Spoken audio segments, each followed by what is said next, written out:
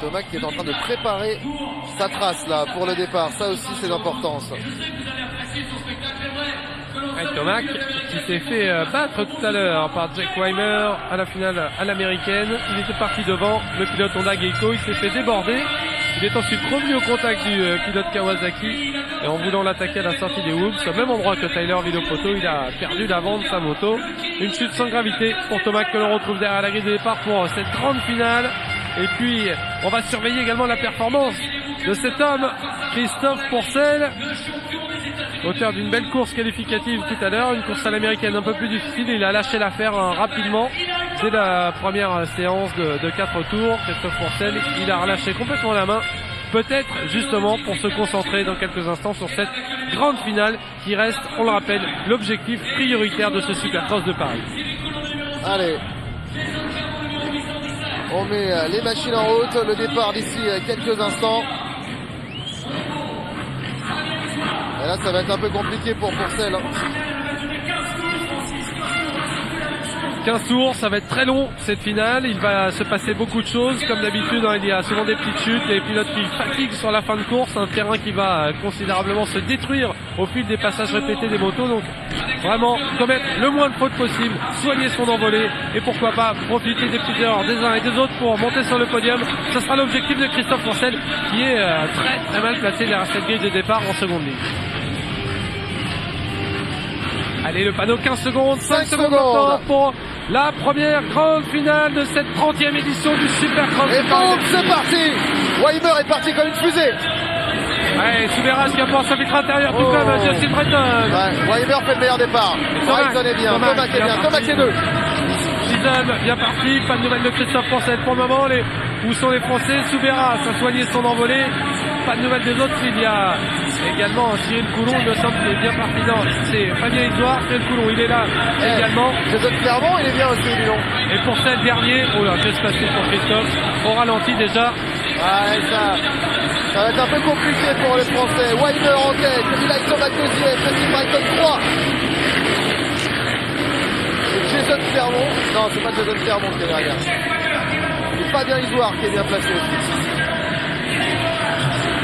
Si, c'est Jason Clermont qui est quatrième. Ouais, c'est Jason Clermont, on l'a confondu avec Cédric Souberas, petite erreur de Greg Aranda qui vient de caler, et Christophe Pourcel qui est donc maintenant avant-dernier. Devant lui, il y a le Français Eric Sorby. Ouais, Pourcel qui est bon dernier là, ça c'est vraiment dommage. Ouais, c'est surprenant cette première soirée de Christophe Pourcel, pas très à l'aise aux essais, il est monté en pression dans sa manche qualificative et puis depuis la Super Pole et la finale américaine, on dirait qu'il a pris un petit coup au moral Christophe Pourcel. On espère qu'il va vite se ressaisir. Il découvre un peu la 3D aussi. Chute.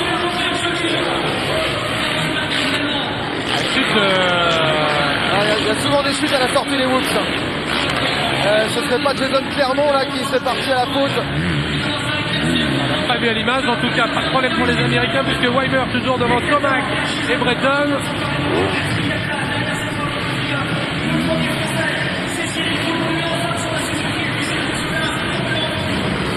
Allez, les trois hommes forts, les trois pilotes américains aux trois premières places alors que Greg Aranda de nouveau à l'arrêt dans les coursives. C'est dur pour les Français là, Weimer en tête dans les whoops, Eli Tomac derrière qui remonte un petit peu. Et puis Breton lui a perdu du terrain par rapport aux deux leaders. Il y a Kyle Chisholm qui est en embuscade et puis attention à Cyril Coulon, le Français très rapide, Souberas.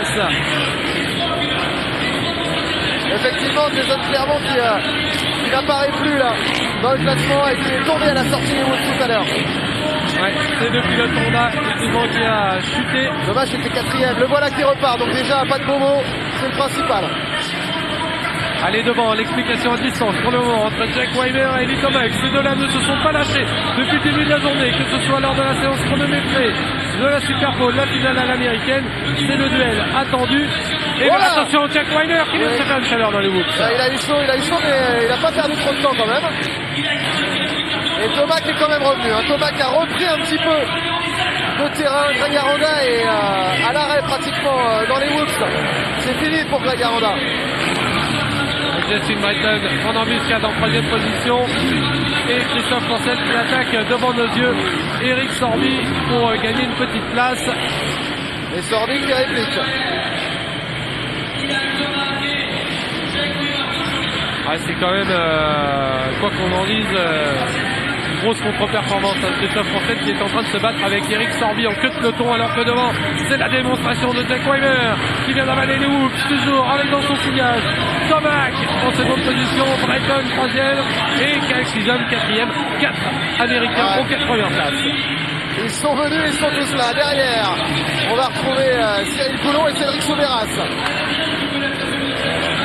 Également Charles Lefrançois qui est bien placé. Et c'est Willan qui fait la moins bonne performance du plan américain.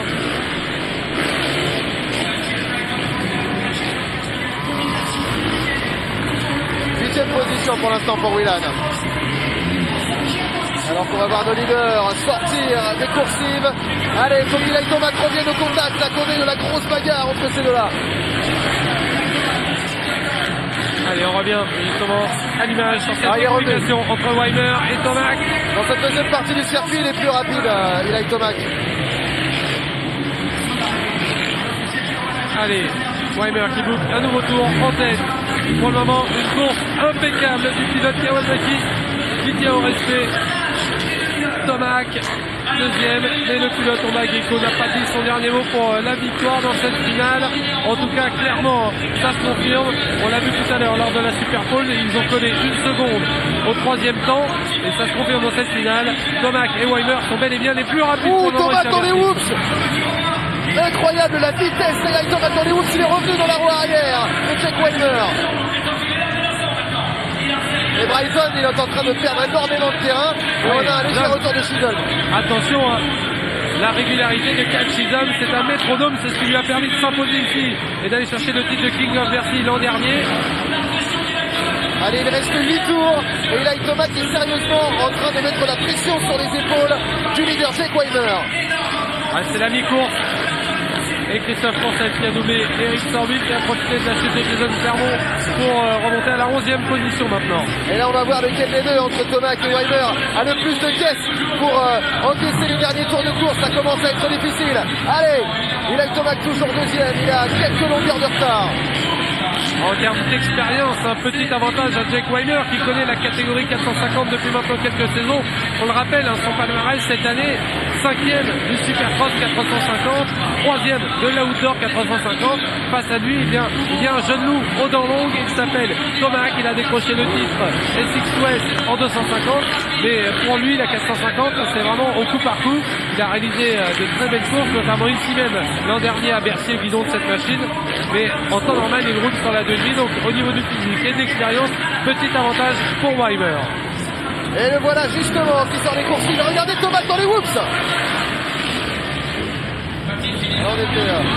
Regardez, surtout pour la 3e position, la bagarre qui est en train de se profiler entre Kyle Chisholm, le King of Bercy en titre. Face à lui, il y a Justin Breton qui lui aussi avait décroché le titre de King of Bercy. C'était en 2009 face à James Stewart. Et bien regardez, les deux anciens King of Bercy qui s'expliquent pour la 3e place et qui laissent devant eux l'explication entre Weimer et Tomac. Et un peu plus loin, il y a un règlement de compte franco-français entre Cyril Coulon et Cédric Souberas aussi. C'est pour le top 5. Allez, on revient justement sur Kyle Chisholm qui revient petit à petit, qui grappille millième par millième sur Justin Breton. Pour l'instant, Brighton a encore un peu d'air, encore un petit matelas de sécurité, mais est-ce que ça va durer? Dans quelques instants, Christophe Poncet vient d'avoir le drapeau bleu. Dans quelques instants, Jack Weimer et Tomac qui vont prendre un tour aux Français. Drapeau bleu pour Poncet, ça fait mal. Ça fait pas du bien, ça c'est sûr. On s'attendait pas à ce genre de performance de la part du Français. Alors que derrière, regardez l'explication pour le top 5. Eh bien, ça tourne à l'avantage de Cédric Souberas qui vient de déborder Cyril Coulon. Et voilà justement cette bagarre entre les deux Français. Souberas a pris l'avantage.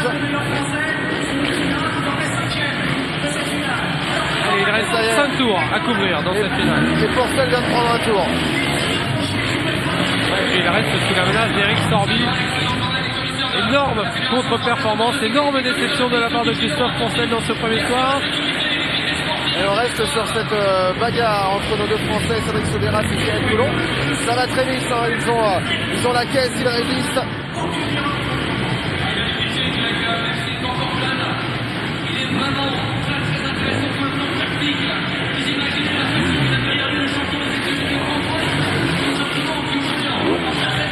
Première grande finale de ce 30e Supercross de Paris-Bercy et toujours devant Weimer qui mène le bal devant Tomac, Breton 3e sous la menace de Chisholm, Souberas qui vient de déborder Coulon pour la 5e place et les deux Frenchies qui vont devoir se méfier du retour de Will Hahn 7e et le pilote Honda est en train de remonter. Et on a vu Tomac qui avait eu un peu chaud au bras là dans le passage des Whoops. Mais il reste toujours à égale distance, il y a quelques longueurs mais c'est encore rattrapable, il reste 3 tours et surtout Weimer ne doit pas commettre la moindre erreur maintenant. De son côté, Souberas a pris pas mal d'air face à Coulon qui commence à un peu galérer là, on voit dans les Whoops. Allez, les deux leaders qui sont au milieu maintenant des pilotes radar inter. Attention, bien joué de la part de Isoire qui s'est parfaitement écarté pour laisser Weimer et Tomac s'expliquer à la régulière, mais le pilote Kawasaki résiste parfaitement à la pression du pilote Honda pour le moment. Et pas d'erreur pour l'un comme pour l'autre depuis tout à l'heure. Les deux derniers tours sont entamés. Et puis les pilotes ont quasiment les mêmes trajectoires, donc ça va être très difficile pour Tomac de trouver l'ouverture, sauf erreur de Weimer. On voit mal maintenant comment il pourrait réussir à tenter quelque chose, si ce n'est peut-être dans les Whoops. C'est ce qu'il a tenté tout à l'heure lors de la finale américaine. Ça s'est terminé par une petite chute, mais ça peut pourquoi pas passer alors que Will Hahn est là en train de déborder Cyril Coulon pour la 6e place. Et Cyril Coulon qui commence un petit peu à se balader de gauche à droite dans les Whoops. Allez, Tomac et Weimer sont passés. Weimer a toujours l'avantage. Et puis Weimer, regardez, qui a maintenant quelques mètres d'avance pour aborder ce dernier tour assez sereinement. Et c'est une victoire qui se profile à l'horizon pour Jack Weimer qui vient de rentrer dans son dernier tour. Ça paraît bien parti pour Weimer qui, on l'a vu depuis le début de la soirée, eh bien, est très solide, extrêmement rapide. Et là, on a vraiment les deux grands favoris des 3 soirées de Bercy 2012. Ouais, derrière Breton qui s'est mis à l'abri de Chisholm pour la 3e place. Et attention, c'est le dernier passage de Whoops. La dernière opportunité pour Tomac. On voit qu'il a forcé là pour... Il est revenu d'ailleurs. Mais est-ce que ce sera suffisant? Elle est peut-être là, quelque chose à l'intérieur. Oh là là, attention, c'est pas fini. Le bloc passe. C'est pas fini. Quelle erreur de Weimer. Attention, l'erreur de Tomac. C'est pas fini. Oh là là. Finish de dingue. Tomac qui avait réussi à trouver l'ouverture en profitant d'une petite erreur d'une intention de Weimer qui est allé à l'extérieur. Ça surprenant de voir un pilote d'un tel niveau commettre une telle erreur dans les derniers virages d'une course. Il avait ouvert la porte à Tomac, le pilote Honda en a profité, malheureusement il a fait une petite faute.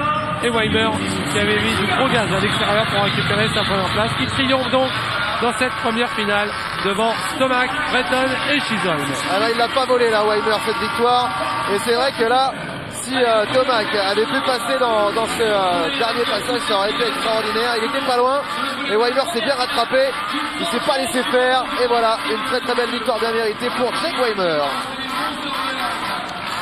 Très belle finale, les pilotes américains qui ont répondu présents. Petite déception côté français avec la contre-performance de Christophe Poncel. Et on va revoir ce dernier tour d'anthologie entre Jack Weimer et Eli Tomac. Et là voilà, on revoit sous cet angle-là, c'était vraiment extrêmement bien tenté. Oula ouais, Weimer il a vraiment fait l'effort, hein. Il était limite en perdition, gaz en grand, et bien il est resté sur ses roues. Et voilà, c'est la victoire.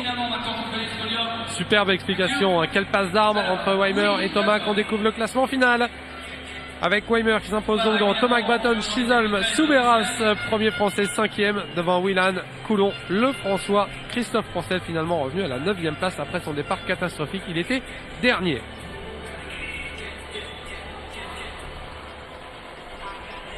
Alors le classement du 6 tours. Allez, le premier podium de cette 30e édition du Supercross de Bercy avec la première place donc de Jack Weimer qui vire en tête à l'issue de cette première journée devant Tomac et Breton.